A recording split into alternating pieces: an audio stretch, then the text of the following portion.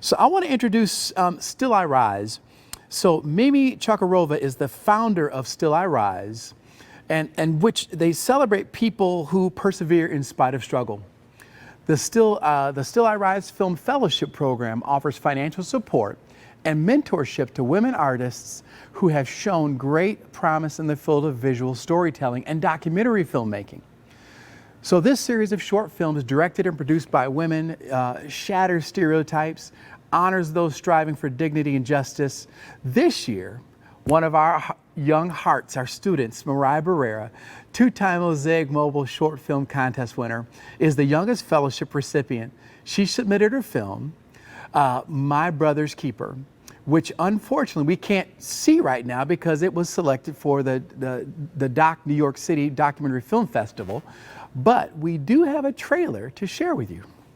My Brother's Keeper. I was outside for 2 to 3 hours that evening, head spinning, anxiously waiting for my older brother to get home from that after-school program. I mean, he was late before, but this time was different.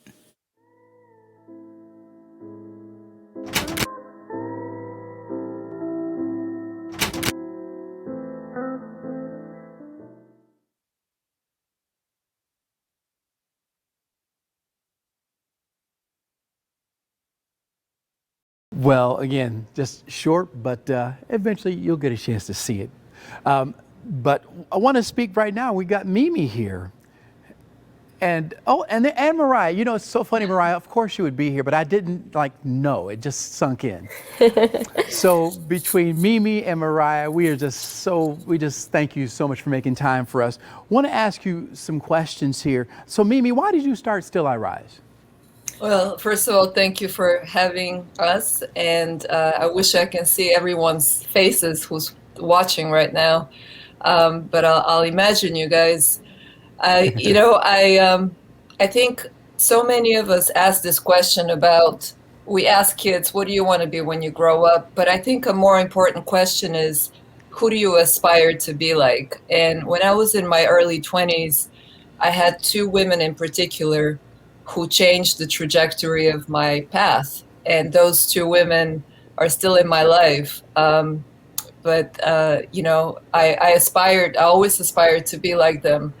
So now that I'm at the place where I am, I thought, what can we set up to support women filmmakers, women storytellers? How can we get more of us to be behind the camera, to direct, but also to tell our own stories, to own the stories of what we've been through. And struggle is something that I'm familiar with. So I thought, why don't we do a series of films that are inspiring, that offer a roadmap of how to overcome adversity and talk about it, but also be of service to others. That's beautiful. No, thank you, Mimi. So how did you begin your storytelling career? We have to take it back to coming to the United States of America. I was 13. I came with my mom. No one back home, I'm from Bulgaria, no one back home believed that we were living in the poverty in which we were living in Baltimore. So I got 3 jobs when I was 13. I was cleaning houses and unloading trucks on the weekends and really, really struggling. But I felt like there was one thing I needed to save money for. And that one thing, and the first thing, was buying a camera. So I bought a camera so I can document what I was seeing in front of my eyes and show it to people back home, because people back home perceived America as, naturally the wealthiest country in the world. So they didn't believe that it was possible to have this type of struggle here. So that was it. That was the beginning of, becoming a visual storyteller. Wow. Well, first of all, we're glad you're here and appreciate your heart to help others. Well, tell us what was unique about Mariah's film. I mean, you watch something. I remember we received her application and we're watching this short clip on YouTube, and I'm thinking, this person is 18 years old. I mean, this is amazing. It's not hard to recognize someone who is gifted. But what really was special about Mariah And, you know, Mariah, I have to say, if your family is watching, much respect for your unity and love and the support that you give to your daughter. You know, it's the way she was telling the story. It's poetry in motion. You know, it's personal.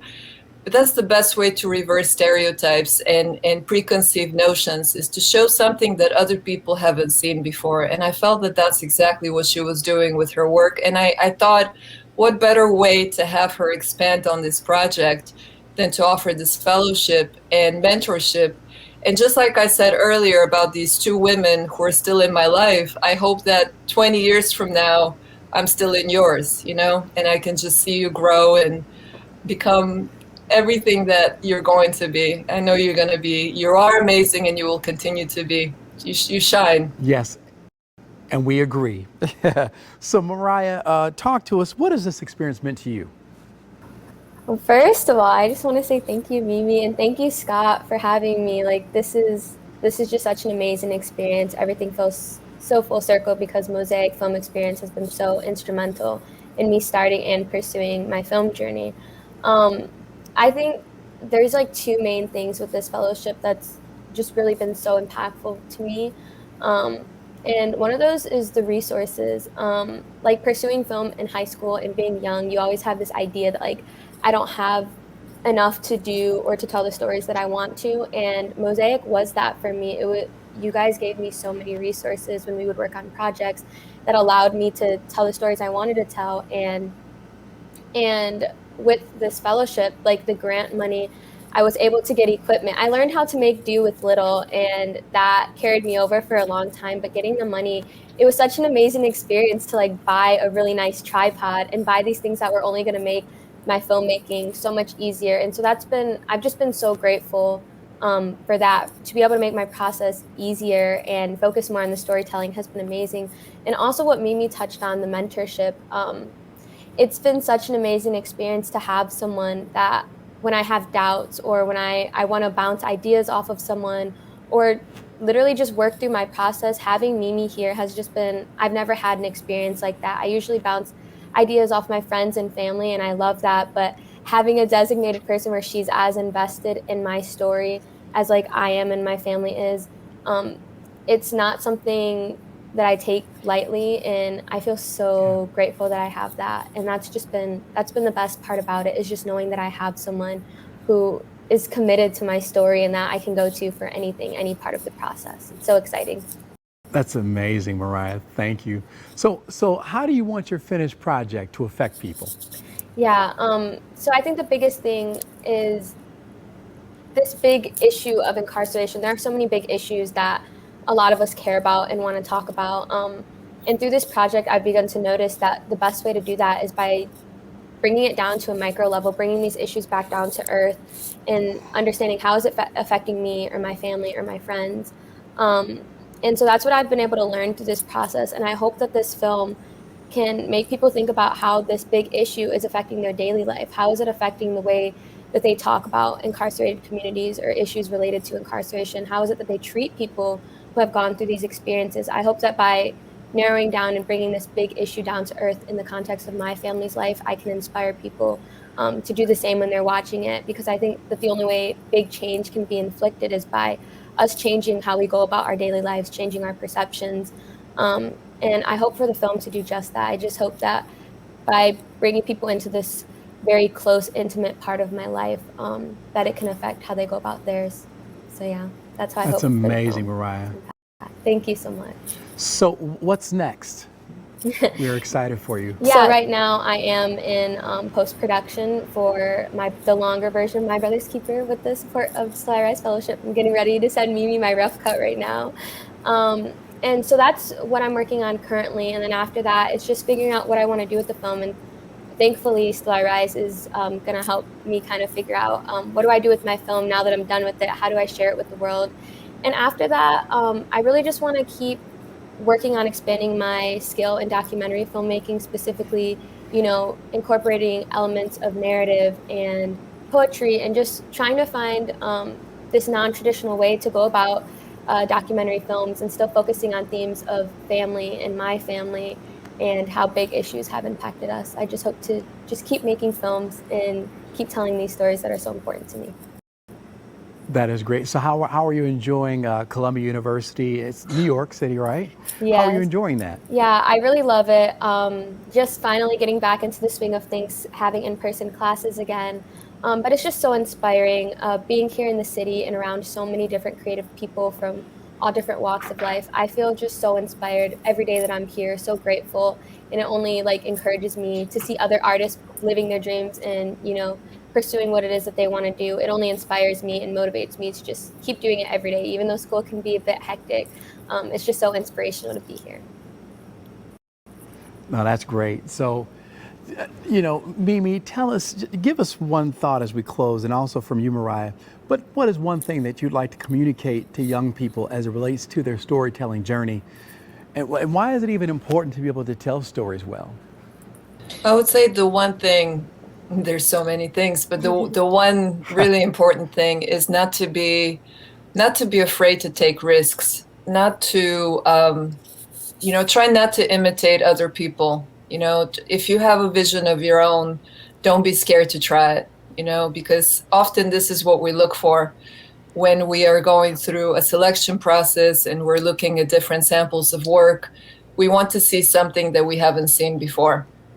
And that's pushing the envelopes of storytelling, pushing the boundaries. So I would say, trust your gut. If you don't have experience, get connected to people who do, who can help you. But similar to Mariah, I mean, when I read in your application that you've been making films since you were 5 years old, my reaction was, get out of here. That just can't be.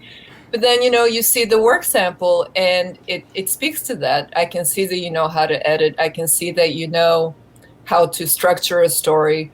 It has a beautiful narrative flow. I can see that you understand the rhythm of music, but also of spoken word. All of that comes together. So I would say, in your case, Mariah, trusting your gut. It was the right thing to do. So that would be my advice to young people. And the other thing is you have to have the endurance. Talent is not enough. You have to have the endurance when you hit those walls, when you have those challenges, not to give up. That's the hardest part, is not giving up. Yeah, thanks, Mimi. So, Mariah, speaking to your peers, what would you say? Why is storytelling important, and why is it important to do it well? Yeah, I think looking around at the world, and I know this is something, especially for young people, because this is the world we're going to grow up in, it can be so sometimes discouraging to just see how many things are going on, how many issues there are, and a lot of the times when you're young, you feel like you can't do anything about it. And I think storytelling is the number one solution to a lot of our problems, that people don't recognize the power of storytelling. And I think for young people in a world where you feel like you don't have a lot of power, like you need to harness into the power that storytelling has. And so I think that that's my biggest thing. And as it relates to just going for it, like what Mimi said, this process, the fellowship it's been a very difficult process to make this film into a longer one.